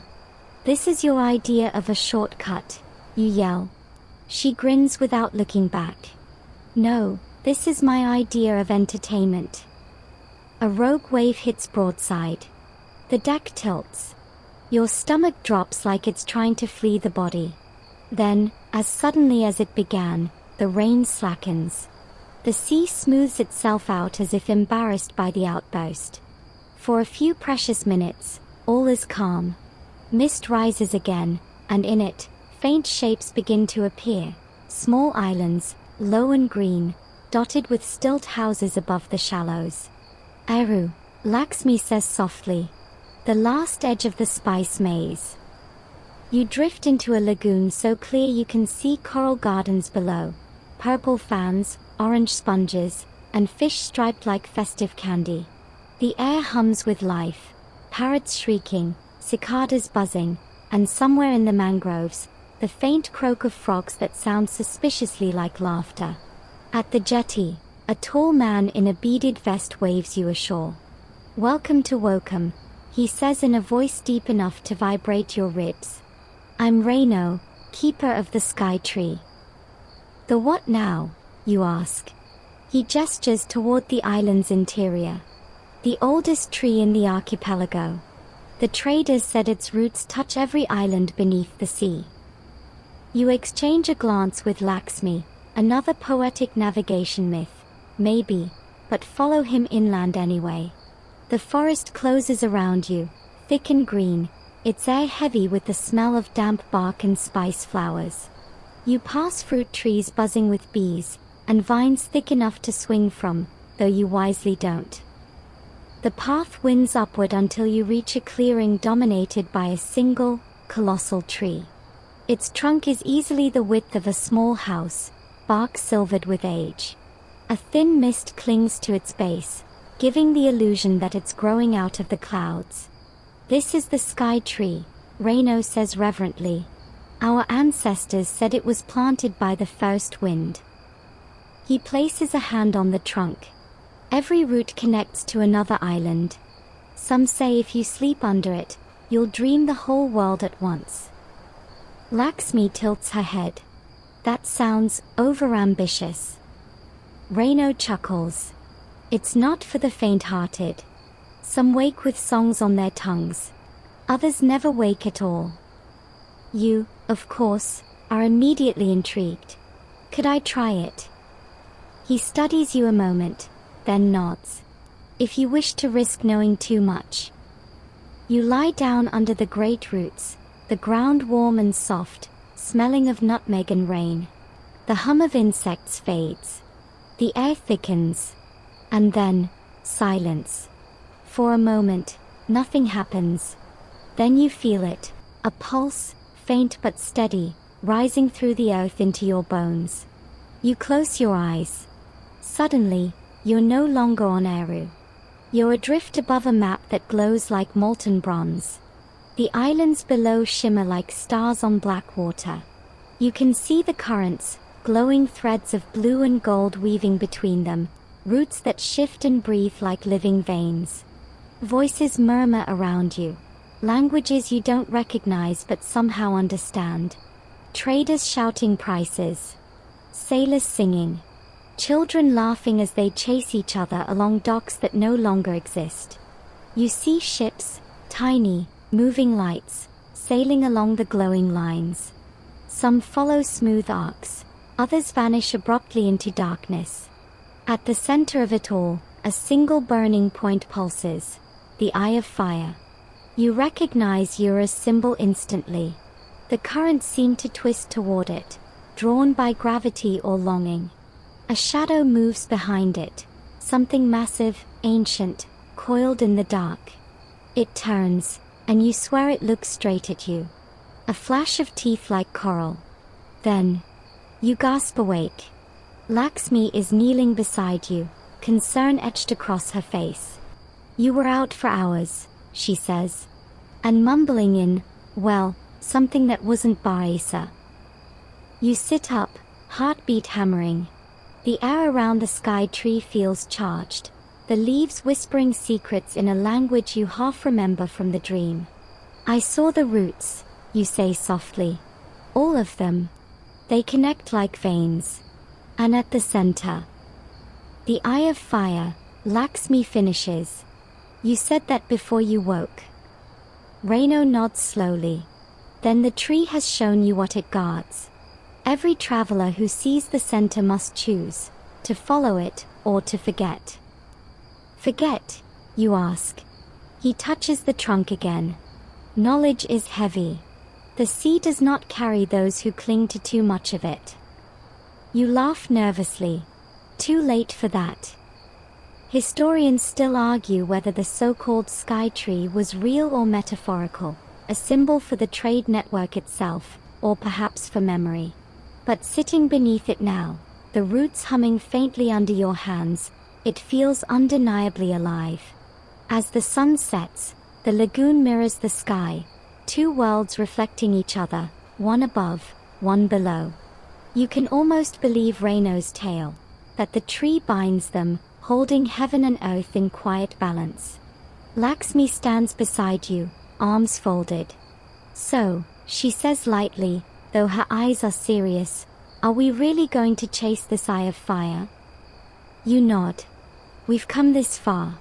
And if the world's going to end somewhere, we might as well see what it looks like. She laughs softly. You're impossible. And you're still here. Unfortunately. You both smile, the easy banter covering the tremor of something else, anticipation, or perhaps fate sharpening its knife. That night, as the crew sleeps, you sit alone on deck, the map fragment spread across your knees. A breeze rises from the east, carrying the faintest scent of clove. The stars shimmer above you like grains of crushed spice scattered on black silk. You trace the spiral of the eye once more. The mark glows faintly under starlight, as if it remembers being real. The next morning begins with that strange, heavy stillness that always seems to precede change. The crew moves in silence, half from reverence, half from nerves. Everyone can feel it, the pull of something ahead, unseen but definite, like gravity from a star that hasn't risen yet. Lakshmi stands at the bow, the map fragment clutched in her hand.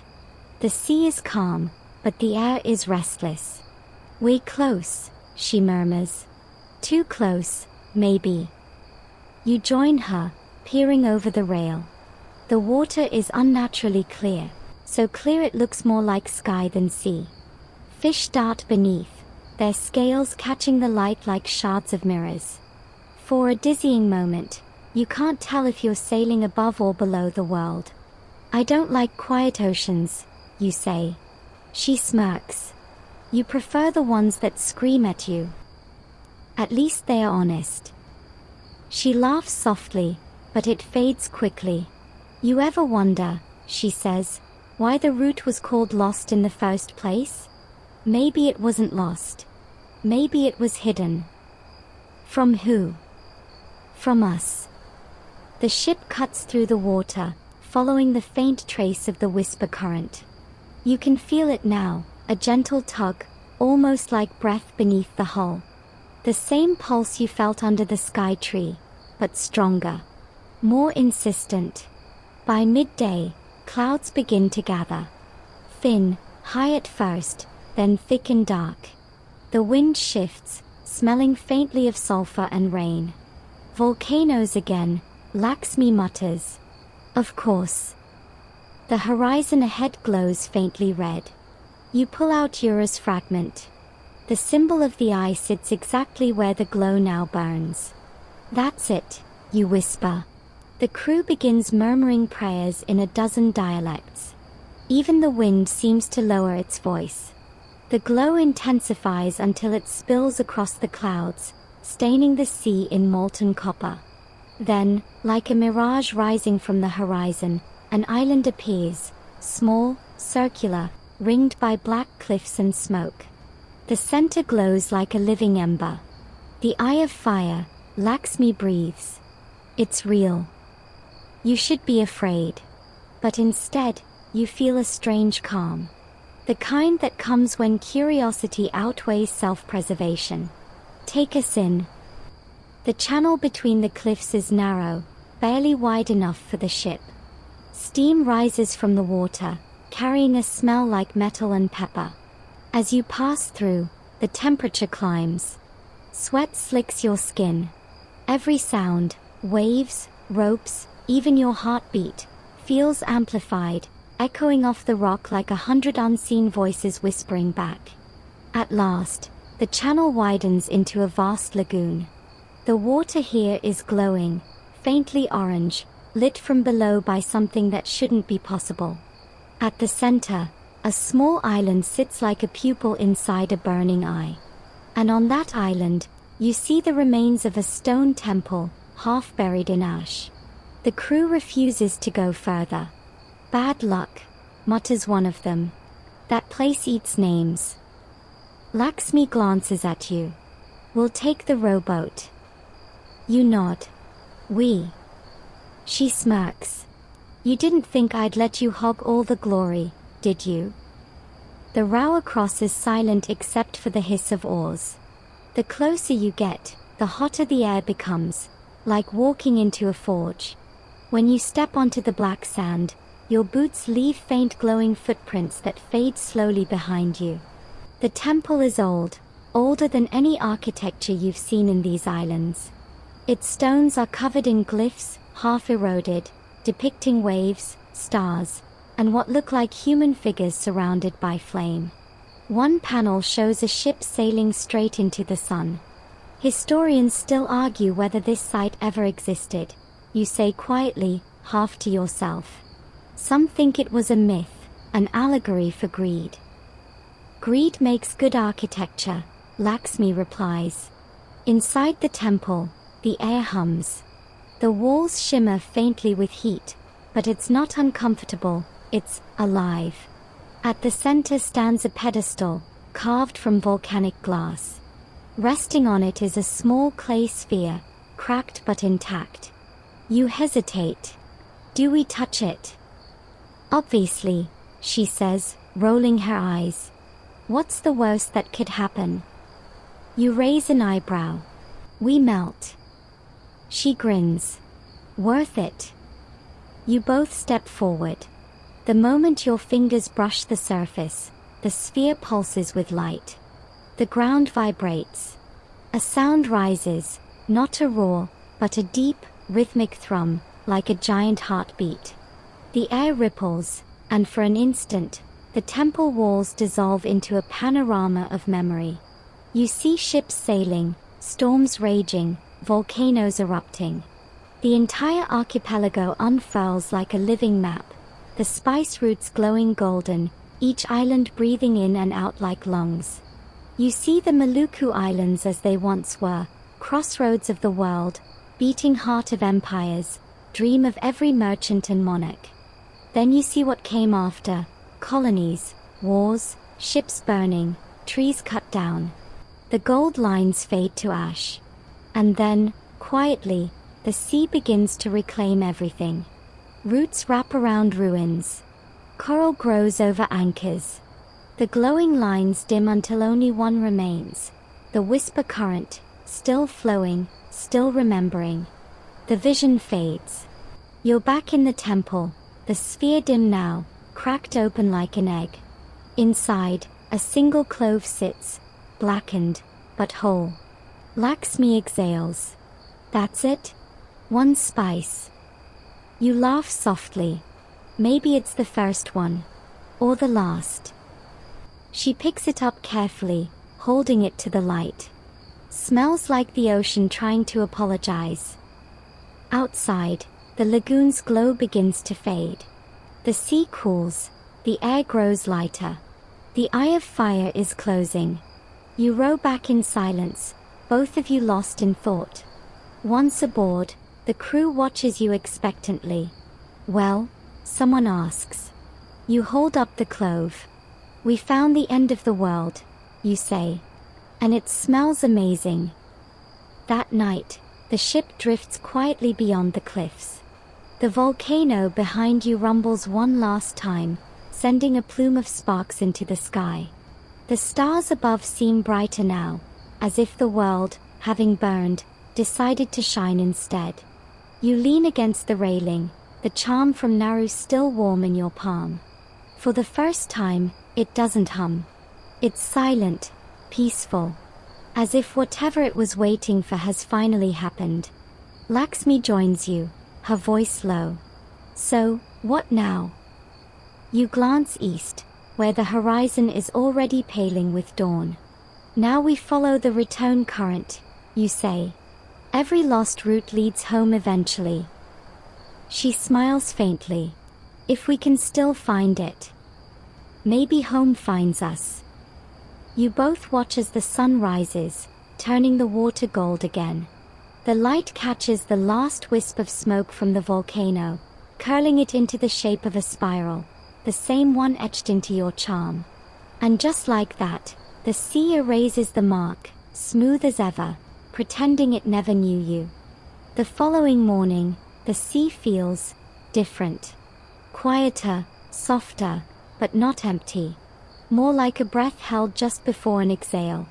You sense it in the way the ship glides, a lazy grace, as if the ocean itself has loosened its grip on you. The volcano is a distant smudge now, half shrouded in mist, fading like the memory of a dream you're not entirely sure you had. Lakshmi stretches her arms above her head and yawns. You realize, she says, we just trespassed in the god's kitchen, right? We probably smell like divine seasoning. You grin. That's one way to get remembered. Or roasted. The crew laughs softly, relieved to be alive. They work more cheerfully today, scrubbing decks, mending lines, humming songs that have been passed down longer than written records. Some of them toss offerings of nutmeg and clove into the sea, a sailor's superstition, thanking the waters for letting them pass. The floating spices drift astern, trailing a scent like warm bread and smoke. You stand at the bow, feeling the ship's slow heartbeat through the timbers. There's peace here, but also that faint hum of unfinished stories. You found the eye of fire, but not everything it showed you makes sense. The whisper current, the glowing roots, the tree that dreamed of the world, they all feel connected, threads of a tapestry still being woven. Yura once said the sea keeps everything, you murmur. Maybe that means it keeps questions too. Lakshmi joins you, squinting at the horizon. You think anyone else will ever find it again? You shrug. If they do, it'll be different. Every time someone finds the route, the world rearranges itself. That's how myths stay fresh. Convenient, she says with a half smile. Hard to fact-check a map that moves. The sky shifts color as you sail, a spectrum of blues bleeding into pinks and pale golds. Flying fish boust from the surface, glinting silver before diving back like tossed coins. The world feels freshly painted. By afternoon, you reach an island that doesn't appear on any of your charts. It's small, fringed with white sand and mangroves, its center thick with trees that shimmer faintly silver green. You anchor offshore. Never seen that one before, Lakshmi says, frowning. Could be new. Or old, you suggest. Maybe it just remembered how to exist. You both go ashore in the longboat. The beach is silent except for the hush of waves. The trees sway gently though there's no wind. The air smells faintly of nutmeg and rain. You wander inland. The forest feels strange, too symmetrical, as though someone arranged it intentionally. The trunks rise straight and even, their bark carved with shallow spirals. You run your fingers along one. Warm. Not just sun warm. Alive warm. Could this be another temple? You ask. Lakshmi shakes her head. No. This feels older. Pre-temple. Pre-everything. You walk until you reach a small clearing where a spring bubbles from a bed of stone. Beside it sits an old man, skin dark and glossy as wetwood, beard white as ash. He's whittling a piece of driftwood into the shape of a bird. Been expecting you, he says without looking up. Lakshmi blinks. That's specific. He chuckles. Everyone who follows the lost route ends up here sooner or later. Call it a layover between truths. You crouch beside him. Who are you? He shrugs. Caretaker. Storyteller. Memory janitor. Take your pick. You can't help smiling. You know about the eye. I know about everything that tries to stay hidden, he says. And I know that when humans go digging for secrets, they usually find themselves instead. He gestures toward the spring. Drink. The water remembers the first rain. You hesitate, but curiosity wins again. The water is cool, sweet, metallic. For a moment, you feel weightless. Images flicker behind your eyes. Ships, storms, faces, laughter, fire. And through it all, the same steady rhythm, the whisper current. You felt it, the old man says softly. That's what connects us. Every sailor, every wave, every grain of spice traded across centuries, it's all part of the same song. The world just forgets its own chorus sometimes. You nod slowly, still catching your breath. So the lost route isn't really a place. He smiles. No more than love is a place. Lakshmi sits beside him, skeptical but intrigued. Then why the maps? The temples? The islands that move? Because humans need shapes for wonder, he says. You build stories the way coral builds reefs, layer by layer, until life moves in. Historians still argue whether such keepers of memory existed, wandering shamans who supposedly preserved sea lore through oral poetry and song. But this man, whoever he is, feels too specific to be invention. You watch as he tosses the carved bird into the spring. It floats for a moment, then sinks, dissolving into ripples that flash gold before fading. He looks at you again. You've seen the heart of the spice world. Now go see what's left of its hands. The hands, you ask. He points west. The markets. The ports. The ghosts of greed and glory. That's where the story ends, or begins again. When you return to the ship, the old man and his clearing are gone. Just an expanse of sand and forest, unmarked except for the faint smell of spice lingering in the air. Did that happen? Lakshmi asks. Probably. Probably. You smile. That's as close to truth as we ever get out here. Back aboard, the sea is calm again, reflecting the last blush of sunset. The crew moves quietly, respectful of whatever magic you might have brought back. Lakshmi charts your next course with uncharacteristic care. West, she says. To the markets. To the world that wanted all this in jars and ledgers.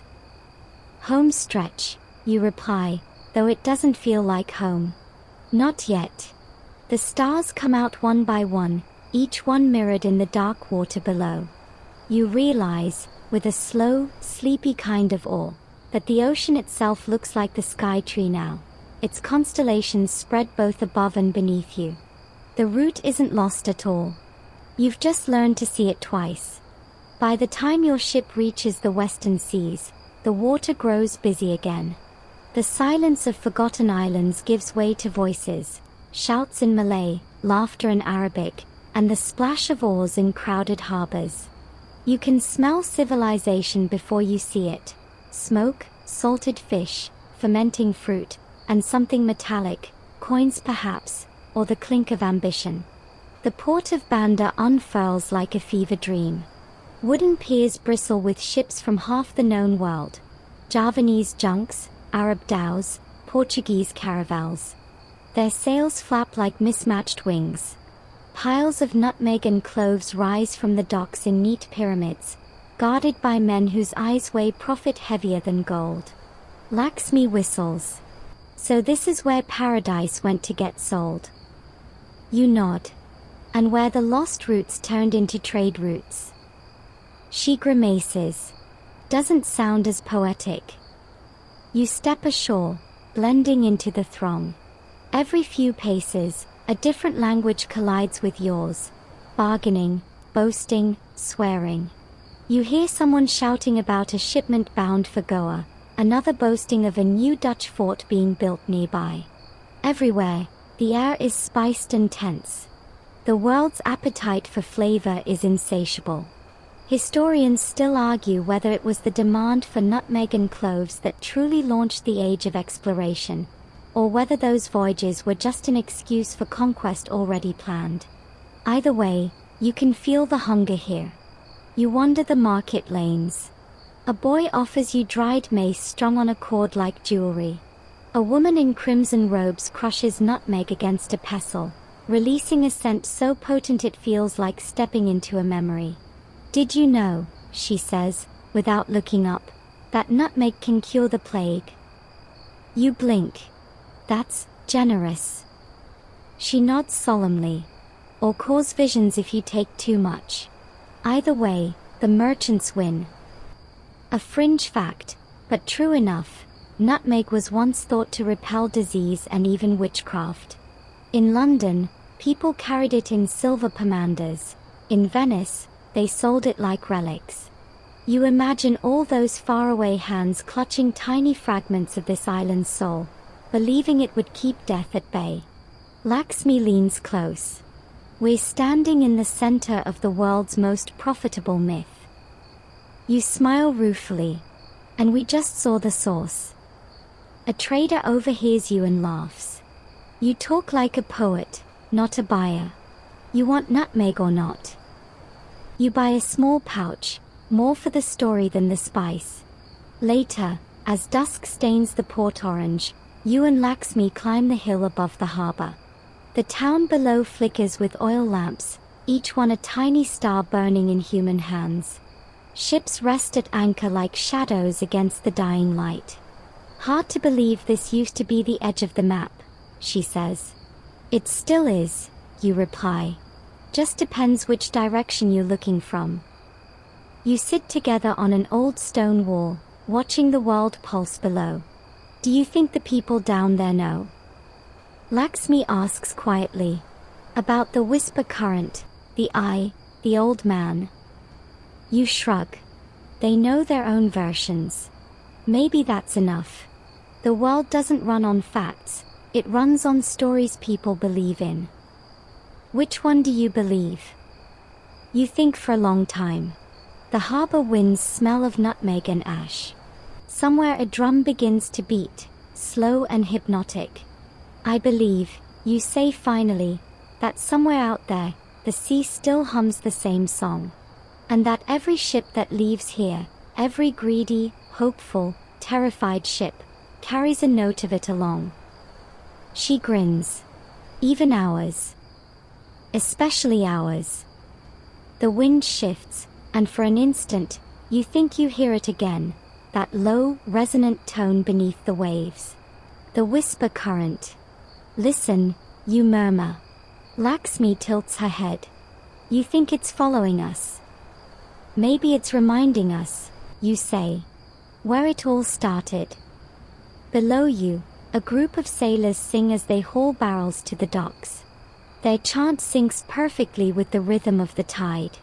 You realize with a slow, dawning smile that it's the same cadence the villagers used back in the Moluccas, the same pulse that carried through the sky tree, the same breath that rose from the eye of fire. The world has been keeping time all along. Humans just keep changing the lyrics. Night thickens. The stars come out one by one, and the lamps below echo them like reflections caught in motion. Tomorrow, Lakshmi says softly, we head back. Back is a tricky word, you reply. We'll follow the current where it wants to go. A pause. Then she laughs. You sound like the old man. You smile. Maybe I'm becoming one. You both watch as a ship sets sail under the moon, its sails ghost pale against the dark water. Somewhere inside, you feel the tug of adventure again, not the feverish kind that seeks treasure, but the quiet ache of wonder that asks what else might be out there, just beyond the next horizon. The lost roots aren't truly gone. They've just been folded into the veins of the world, into trade winds, into dreams, into stories like this one. And maybe that's the point. You were never meant to own them, only to listen. Lakshmi nudges you. If you ever make another map, don't forget to leave space for the parts that can't be drawn. You nod. Always. As you walk back toward the harbor, the scent of spice lingers on the wind, sweet, sharp, and eternal. Somewhere beneath it, a deeper pulse hums, older than empire, softer than memory. The sea remembering itself again. The next morning, the harbor feels heavier, too bright, too loud, too certain of itself. Ships load and unload with mechanical rhythm, barrels thudding, coins clinking, sailors shouting orders like clockwork. The human world reasserting itself, efficient and oblivious. You walk the docks alone while Lakshmi haggles over supplies. The sun glints on every polished surface, brass fittings, sword hilts, coins flipping through fingers. You think of the volcano's molten heart, the island that appeared and vanished, the old man by the spring. The contrast feels absurd. But that's what civilization does. It sands the magic off the edges until only profit remains. A Portuguese merchant stops you. His face is burnt red from the sun, his beard trimmed sharp. You look like a sailor, he says. You been to the outer isles? You hesitate. Once. He grins, showing gold teeth. Then you've seen the nutmeg forests, eh? God's own garden. We'll own it soon. Fortresses already on the way. You manage a thin smile. And the people. He laughs. What people?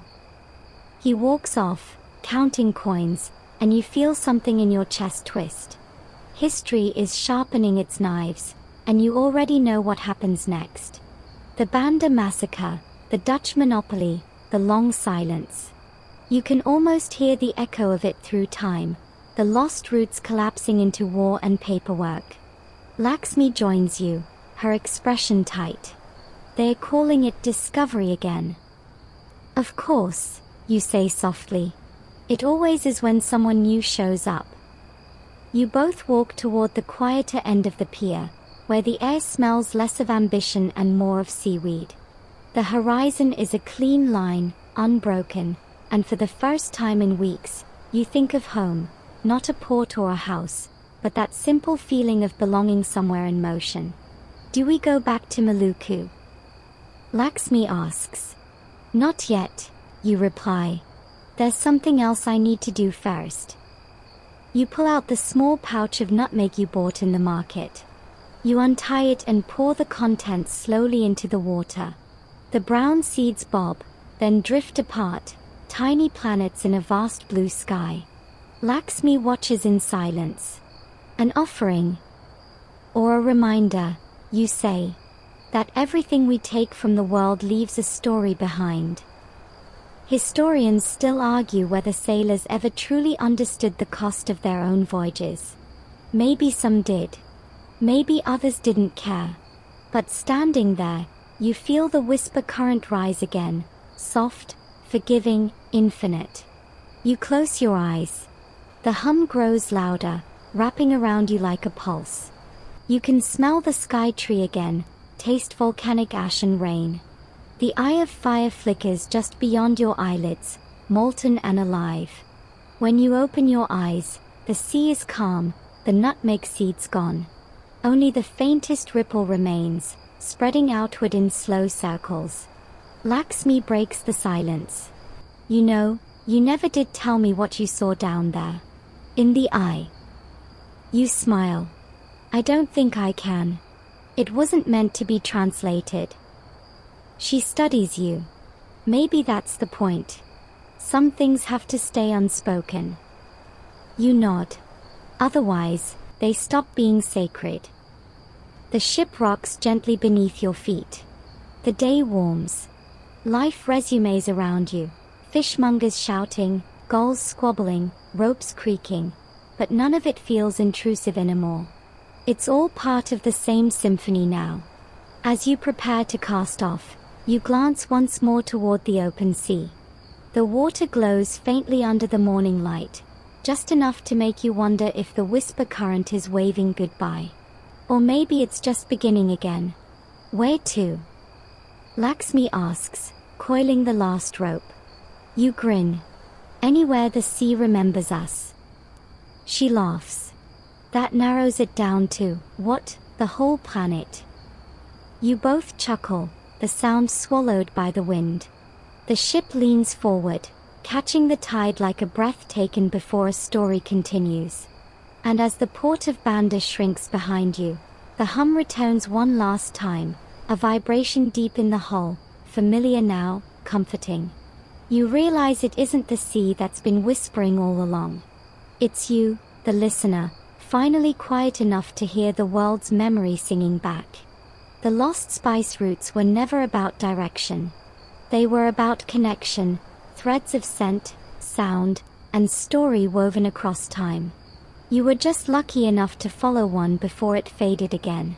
You rest your head against the rail, the breeze soft on your skin, the salt warm on your lips. The world smells of nutmeg, clove, and something older, hope, maybe. For a moment, it feels like the sea sighs in gratitude. And you sigh back. The ship drifts quietly through the night. The stars above hang low and heavy, mirrored in the black water below. The waves have slowed to a heartbeat's pace, steady and calm, as if the ocean itself has fallen into a deep, contented sleep. You lean on the railing, eyelids half closed. Every sound feels softened, the creak of the wood, the sigh of the wind through the rigging, the gentle slap of water against the hull. Somewhere below, the whisper current still moves, patient as time, wrapping the world in its endless lullaby. You think of everything you've seen, the volcano glowing like a heart, the silver leaves of the sky tree, the quiet islands that appeared only when you stopped trying to find them. You think of the people who once sailed these same seas, their dreams carried forward in barrels of spice, their stories still shimmering in the air you breathe now. The scent of nutmeg lingers on your fingers, faint but warm. It smells like memory. Your thoughts slow, stretching out like the tide receding from the shore. You feel smaller, lighter, but not lost. Just part of something vast and rhythmic and kind. The stars blur slightly as your eyes grow heavy. The last thing you hear is the ocean exhaling, long and low, a sound that could almost be a promise. Sleep now. The sea will keep its story safe until morning.